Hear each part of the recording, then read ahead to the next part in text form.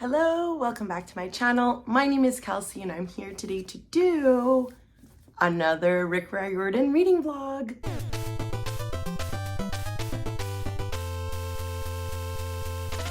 So this reading vlog is for Magnus Chase and the Gods of Asgard, the first book, The Sword of Summer. And this is the first book, obviously, in the Magnus Chase version of our read-along, but not the first book in the Rick Riordan universe. And when I say we, who am I talking about? Am I talking about the royal we? No, I am talking about me and my little baby angel, Haunani. I will leave a link down below to her channel. And we have been, over the course of this year and a bit of last year, reading the Rick Riordan universe. It started off with the Percy Jackson series because we both didn't read it. And we've accumulated since then a collection, a reservoir, if you will, of Rick Riordan books. This is the fourth series, actually, that we are reading for Rick Riordan. So what is the Magnus Chase book series about, you may ask? Much like with the other books in the Rick Riordan universe, Magnus Chase is a young boy of 16 and his mother had died tragically 2 years prior to when this book begins. When the book starts, Magnus Chase is a teen on the run. He is experiencing homelessness, mostly because his mother told him not to trust his family. He doesn't know who his father is, and he has no idea why his cousin Annabeth Chase, her dad, and his other uncle are looking for him. As you can guess, Magnus Chase discovers that he is somehow related to Norse mythology, specifically because Magnus Chase holds the key to unlocking his birthright and hopefully stopping Ragnarok before it starts. So I have already read this book. I am being a YouTuber and filming my intros after the vlog ends. So I will cut to the first clip of this vlog when I first started this book, and I'll meet you back at the end once we're done here.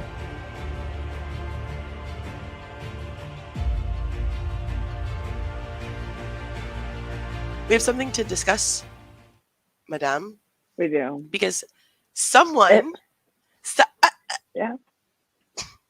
someone, after previously giving me shit for starting the book early, lo and behold, I went on Goodreads yesterday innocently. I know. So silly. And what do I see? Someone started this earlier. I did. Can I tell you why? Why? Yes, you can explain yourself. Because I wanted to make sure that I wanted to read it, first of all. Okay, but like so far, it's really good. Oh my god. Because you missed the entire Keen Chronicles, which I would argue was interesting and different, but I wouldn't say it was my favorite so far. So I'm very, if you're liking this right away, I'm very excited. Yeah. Because this is giving me like It's Percy funny. Jackson, like when we were really excited for Percy Jackson. Yeah. And then we had it's funny. Jason and the Heroes of Olympus. And it all went downhill from there. Hello, so hopefully you can ignore the fan I have up above. Despite it being fall and despite it being almost October, it is really hot.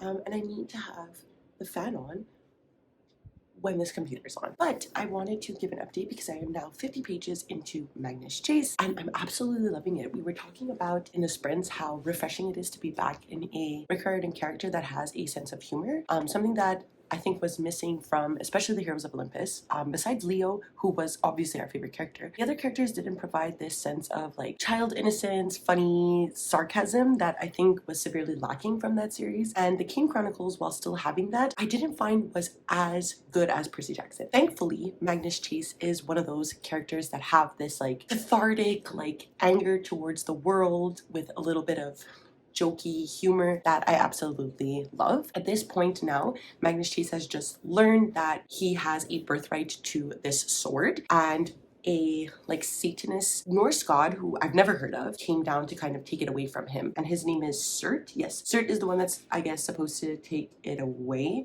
from him. We learned that Magnus Chase has been watched by these two characters named Blitz and Hearth. We're definitely going to find out more about them. They are very obviously Rick Riordan's like inserted characters to watch over the demigods. And we also learned that Magnus Chase is related to Annabeth Chase. This is something that I had already known from spoilers, and I thought it was going to be a bigger reveal than it actually is. In reality, Magnus Chase has always known that his cousin is Annabeth Chase, but obviously he doesn't know this like demigod lifestyle yet. That Annabeth is clearly more well aware of than Magnus Chase. So at the end of chapter 7, we have a big fight with Cert and Magnus Chase and the sword, right? And then the chapter ends with Cert trying to kill him, and he is falling into the Charles River, which I recently learned, thanks to the New York Times, is a river in New England. And this book takes place in Boston, so I thought that was like, I was like, not the New York Times mini crossword teaching me something. Then he catches a glimpse of a smoky apparition, a girl on a horse diving toward him at full gallop, her hand outstretched. So we'll see who this girl on the horse is, which I think is going to be really interesting. And then other than that, I also learned about Leif Erikson, who I mentioned in the sprints, I thought was just a character that was made up for SpongeBob. I thought it was a silly, like, thing that the episode of SpongeBob where they celebrate Leif Erikson Day. Yeah, he's a real historical figure, and I thought it was made up from SpongeBob. Oh my god. Well, I didn't even remember that SpongeBob quote until you just said it, and I'm like a big... Oh my god, why is this episode replaying in my brain?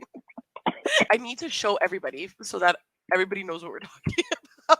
It's so weirdly vivid in my mind. Turns out that Leif Erikson was a real historical figure who is believed to have discovered the Americas before Christopher Columbus. So we have 2 colonial powers. I just didn't know that was real, even though it's understood that the Vikings did explore the world far before the Europeans did it. But yeah, I just thought that was really interesting, and a bit of information that I didn't know. Like, even in Boston, which is a city that I really love just for the historical information that's there. I didn't know about Leif Erikson, and I didn't know that they had statues devoted to him in the city, which I think is fascinating. So we have 12 minutes left in our second sprint. I'm going to continue reading, and I'll probably update you when I get to maybe the 100 page or the 150 page mark. So I will see you there. I got to page 36, so I'm at chapter 6. Oh, see? Okay, I listened to it fast. What do you want from me? But I really like it so far. I really like his personality, very much Percy Jackson. I was reading some reviews, and some people were like, he's exactly like Percy Jackson. I'm like, that's what I want. You guys telling me you enjoyed reading Jason? You like Jason's perspective? He was the most boring character in the fucking world. You guys liked him? Oh my god. Please. Sprint again? Oh. Wait, do that. Sprint.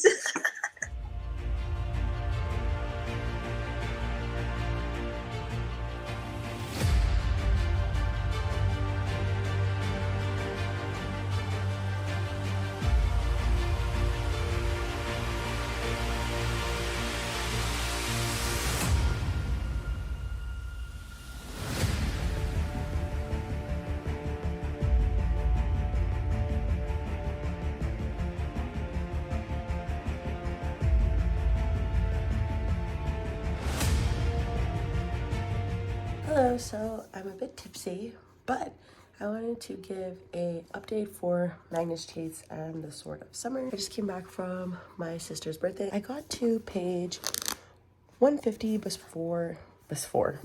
before I had to get ready to go to the birthday party, and I just want to say that I'm really enjoying it right now. Magnus Chase is in Valhalla, which I think is super interesting because, like, Valhalla is probably the #1 thing that we know from Norse mythology, and it's cool to see the mythology that's there. Magnus has also interacted with Loki, which I think is really cool because this idea that we can't trust Loki is still pretty prevalent in this book. But as we know from most Norse inspired things, we can trust him, but we got to keep our eye out for him. So right now I'm like, maybe Loki's right, but we still need to be wary of him. Magnus is a little too trusting, and I'm like, I get it. Perhaps Loki is doing a good job, but we still need to be a little bit suspicious because I do think he has his own motivations to Magnus helping with Ragnarok, which seems to be what the main story is. Magnus is discovered to be the son of Frey, and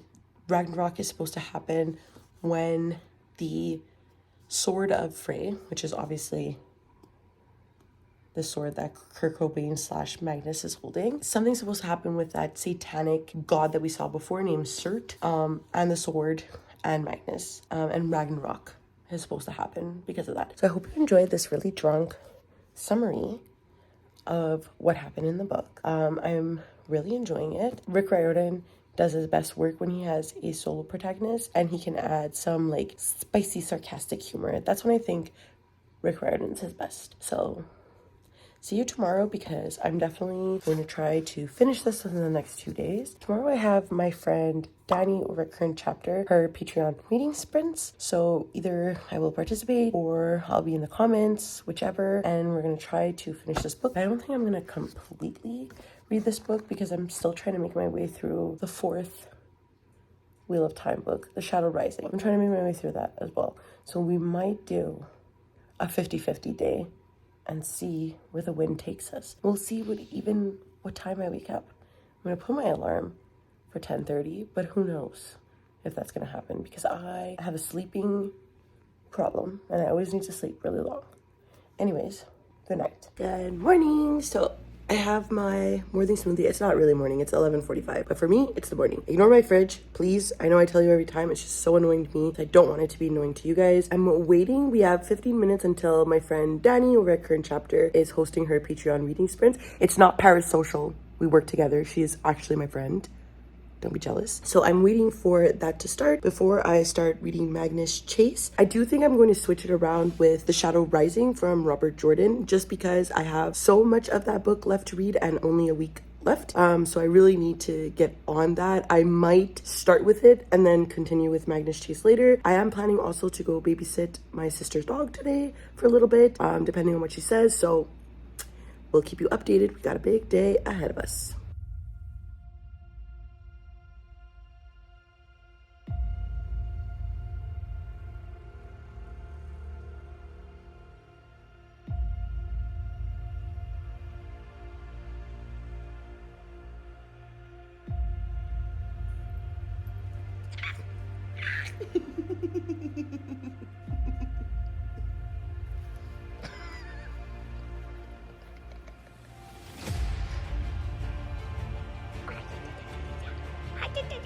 Hello, I just got back from the gym. As you can tell, I came home from my sister's, made supper, rested, and now we're gonna get back into Magnus Chase because things are heating up.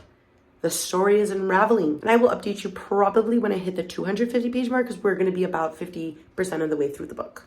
Hello, it's about 10 p.m. now, and I just wanted to come do an update because I am on page 300 of Magnus Chase, and I'm just really loving this book. I think the most obvious thing that I love about the book is the Norse mythology. While the voice of Magnus Chase is very similar to Percy Jackson, the story of the Norse gods and learning about the Norse mythology is something that I find really interesting because I'm not the most well-versed in Norse mythology besides what I know from Marvel, as I've mentioned many times. So it's been really interesting to learn about these gods that we don't really know about or are not in popular media unless you are very interested in Norse mythology. And something that I really love about Norse mythology is like dwarves and elves and all these mythical creatures that we see in classic fantasy that come from the mythos of Norse gods. So I've been really, really loving that just because I love classic fantasy in general, and I'm enjoying seeing Magnus travel to different realms with his different friends. Something else that I'm really enjoying about this series in particular is the diversity. I think Rick Riordan has always done an excellent job, and with each series doing a better job at including diverse voices and diversity within his books. Particularly in here, one of Magnus's friends named Hearthstone, while being an elf, is also deaf and communicates via American Sign Language, via elf sign language. Magnus also meets a Valkyrie named Sam. Sam is Muslim and wearing a hijab. Even though I am not Muslim or deaf myself, I really am appreciating seeing the diversity within these books, and I'm hoping that we will see just more and more as the stories unfold. In terms of the plot of the novel right now, Magnus is currently being chased, much like Percy Jackson, by multiple sources of conflict. The first of which is obviously Magnus with the Sword of Summer has some sort of play in Ragnarok, in the end of the world. So he is being chased by evil, the people who want Ragnarok to happen. Aside from that, he's also being chased by people from Valhalla because he left Valhalla without permission, and so he is therefore being hunted by them and either taken back or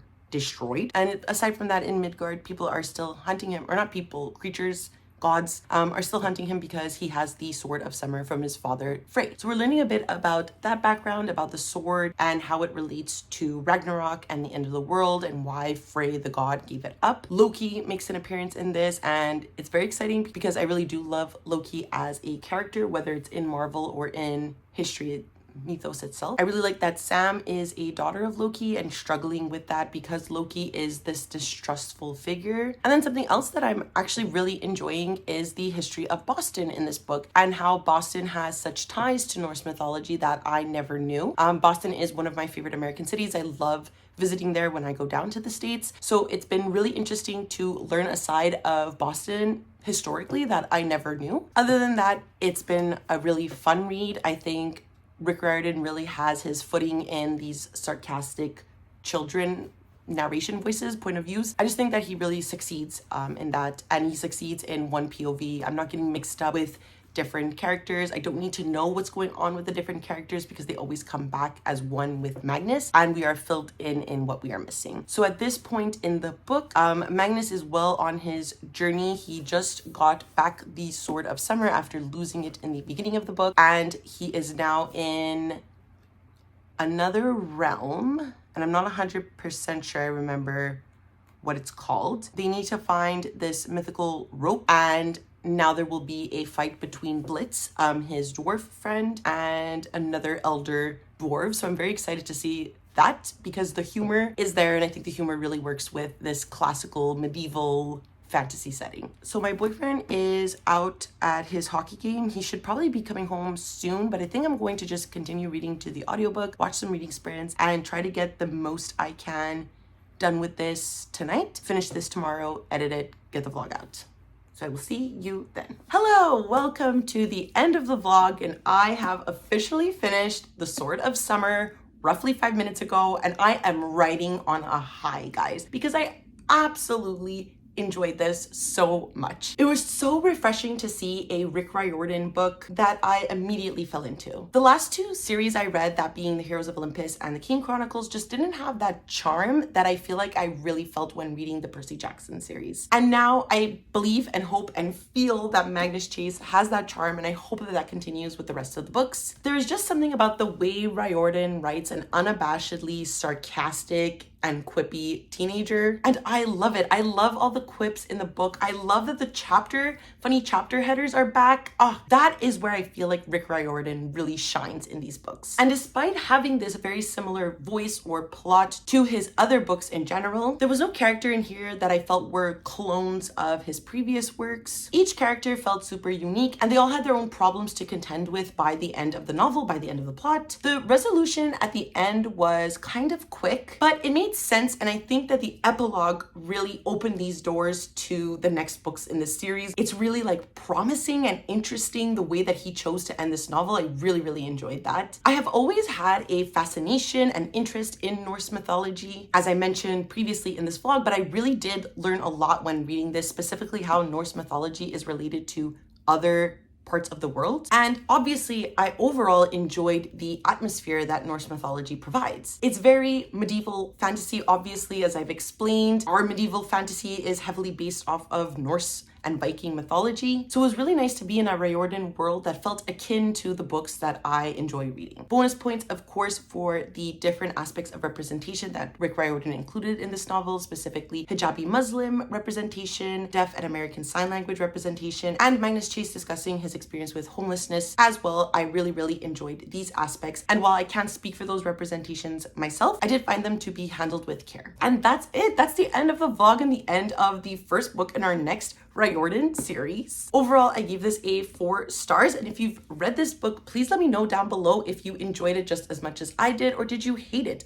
Although I can't see why, but I would love to know why. But that is it. So just for next month, we will be reading the Hammer of Thor. This cover is so ominous and I'm very excited to see what it tackles. So you can expect obviously a vlog and reading sprints to go up sometime in October as well. But that's it. If you would like to follow me on any of my other social medias, I do leave a link down below to my Twitter, Goodreads, and Instagram if you would like to follow me there. And of course, because it is the end of the video, please do not forget to like, subscribe, and ring the notification bell. I tell you every time, but it does wonders for my channel. It makes me feel really good.